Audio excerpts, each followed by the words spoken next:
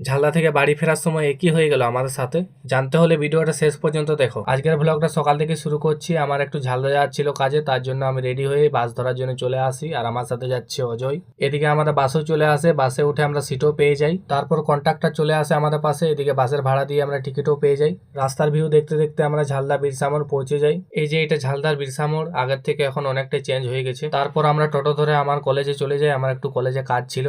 Finally আমরা কলেজেও পৌঁছে যাই। দেখতে পাচ্ছ এটা আমাদের কলেজ, অচ্ছুরাম মেমোরিয়াল কলেজ। চলো তোমাদেরকে আমার একটু কলেজটা দেখাই। দেখতে পাচ্ছ এটা অফিস রুম, অফিস রুমের পেছনে ক্লাসরুম রয়েছে, আর এটা হচ্ছে আমাদের লাইব্রেরি। কলেজের বাইরে একদম মেন গেটের সামনে স্বামী বিবেকানন্দের এই স্ট্যাচুটি রয়েছে, তোমরা যদি কেউ আসো তাহলে দেখতে পাবে। কলেজে আমি সব কাজ কমপ্লিট করার পর আমি চলে আসি ঝালদা এসডিও অফিস, সেখানেও কিছু কাজ আছে। এসডিও অফিস ঢোকার মুখেই দেখতে পাই খুব সুন্দর একটি অ্যাকুরিয়াম। এসডিও অফিসে কাজ করাতে আমাদের অনেকক্ষণ টাইম লেগে যায়, তার ফলে আমরা কোনো বাস পাচ্ছিলাম না। লাস্টে একটা বাস পেলাম কালীমাটি যাওয়া। দেখতে পাচ্ছ বাসটাতে অনেক ভিড় রয়েছে। লাস্টে এই বাসে কালীমাটি পর্যন্ত আসি আমরা। তারপরে সাহেবকে ফোন করাতে সাহেব আসে গাড়ি নিয়ে আমাদেরকে নিতে। পুরো ঠান্ডায় ঠান্ডায় বাড়ি ফিরলাম। আজকের ভিডিওটা এই পর্যন্ত থাক, নেক্সট ভিডিও আসবে বিয়ে বাড়ি নিয়ে।